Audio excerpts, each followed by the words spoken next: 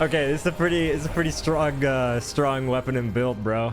Before explaining the build, a like and comment goes a long way in the video. I'm a full-time content creator. It's my job right now, so I'd appreciate that. The build itself is a weak spot boss damage build that can be used for ad clearing, but it's not ideal. It is good against the elites though. It hits for like 8k on them out the gate. Now we're using the Hunter and Challenger archetypes. Hunter's second skill gives us reduced weapon spread, recoil, and sweat. I think it actually applies to shotgun itself, and we get like a really small reticle, which can be kind of nice.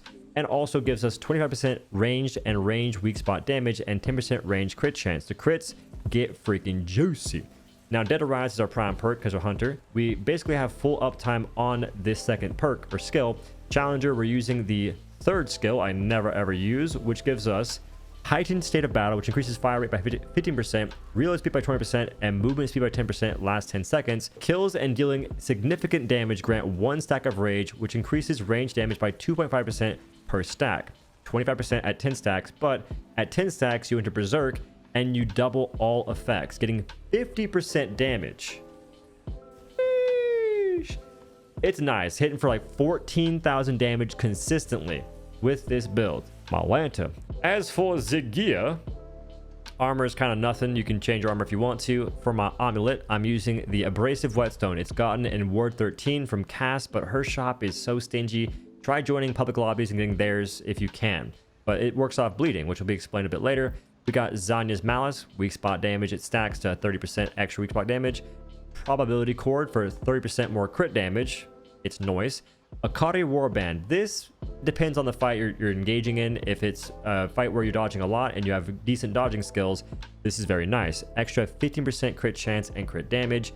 And then Ring of Flawed Beauty. Extra weak spot damage, but if you don't hit weak spots, you do less damage. The goal is to hit the weak spots though. Now, for the Akari War Band, you could maybe swap it out to like, I don't know, Stone of Balance for the extra 7% damage. And for the Ring of Flawed Beauty, I don't know, man. I don't know. There's not too many more damage options we have access to. At least I don't. I don't have all the rings in the game though, so maybe there's more options. Oh wait, I lied. You can use reload stuff. You can use Outcast Ring. Outcast Ring can replace the Akari Band if you're not dodging enough, but I would try not to replace the Ring Flawed Beauty because 25% weak spot damage is insane. So if you had to, you do... Where's it at? That. That's like if you're fighting a boss where it doesn't hit you that often, that's what you do. Otherwise, you go with the tried and true. Boom. Now, for the weapons, this can kind of change a little bit, but we got... For me, the weapons themselves change on your preference. I am using the MP60 for secondary. So I have Corrosive Rounds and Feedback. It doesn't really come back that often, to be fair. I just pop Corrosive Rounds at the start of a fight, shoot it, apply Corrosion, and then get to mowing. And sometimes, if I'm smart, I swap back to this before the cooldown ends or the duration of the mod ends and apply Corrosion again for the extra damage to bosses. Because when they're corroded, I think they take like 10% or 15% more damage, something like that. Then we have Sporebloom. Spore Shot is so trash. It drives me insane. Why is a gun this goated on the Wheenies? Got the worst modifier in the game. Makes no sense. But Slayer, or our mutation for this, can change. We got Slayer, which is going to give us the most damage possible, and that's going to give us 20% damage after our next shot after reloading and 15% increased reload speed. Maybe ask yourself, Doe, how the heck are you wounding monsters? Well, listen, all right? If you're going for the most damage possible, you want the Slayer mutation like this, and you want to use an item called Pipe Bombs. Pipe Bombs apply bleed for 30 seconds, which is pretty good uptime, all things considered, and that will make it so our Whetstone is active, which is nice. If not, though, go ahead and swap Slayer.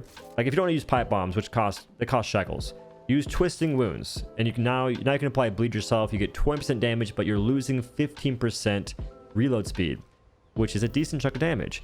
If you do not have Abrasive Whetstone, I suppose you could use the Ankh of Power. You know, maybe. I don't know how good this would be, so don't use that. Never mind. Ignore me saying that. You could also maybe use Ravager's Mark. Where's that at? Ravager's Mark is a decent option. You get extra damage versus bleeding targets by 20%, and it increases to 30% when they're 50% or lower HP. That's also decent. So Ankh of Power, Ravager's Mark, and or that's like basically it, all I can think of right now. Anywho, as for our relic, Diverting Heart, in most cases you won't even need to use your rampage skill again, and your hunter's mark will be or your hunter's skill will be active the entire fight if you're hitting weak spots. But we're using 10% range crit chance, 20% range crit damage, and 10% range damage. Usually 10% range damage is fire rate, but with this thing, you're shooting one shot. I don't think it actually applies to that much.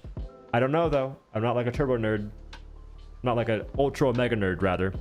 And for the armor, it's whatever you like. If you want more armor, go crazy. But this is what I have rocking. And I never say anything about melee weapons, but you could equip transference for your melee weapon and have a range gun to try and get ammo back. But bosses usually die before you need more ammo for the most part. As for the traits, you're gonna need ammo reserves. Otherwise, you get 20 shots, and it's just not enough, man. Even though the damage is insane, you need more ammunition, especially for fights that have adds. Long shot, we get innate. We get strong back innate as well. Swiftness, movement speed, get it on the Huinis. Vigor, just in case we do get hit, we can survive it, because we have Vigor and Bark Skin for the extra durability. Expertise, even though you might better off putting points into Spirit instead of Expertise, because I do not believe you're going to need more than one use of your skills in a fight.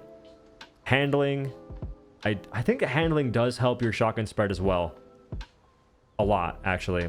Especially like whenever hunter's marks go in. It's weird. Like for some reason you get like a very small reticle after something happens. And it's not after popping the mark, but it's... I can't explain it. You might notice it in the gameplay. It's strange. And then footwork for faster aiming while moving. Anywho, that's the build. If you enjoyed it, let me know. If you like this style of video more than the other ones, like the faster pace, not taking 20 years to explain the archetypes, let me know. If you prefer taking 20 years to explain archetypes, I can do that, but I might just make a full-fledged archetype guide video instead. Anyway, thank you all for watching. It means a ton, and I really do appreciate the support on the last videos. So thank you guys. Have a good night. Have a good day. Peace. Thank God I was recording, dude. I've been having a problem where I'm not hitting the record button. It's freaking messing me up.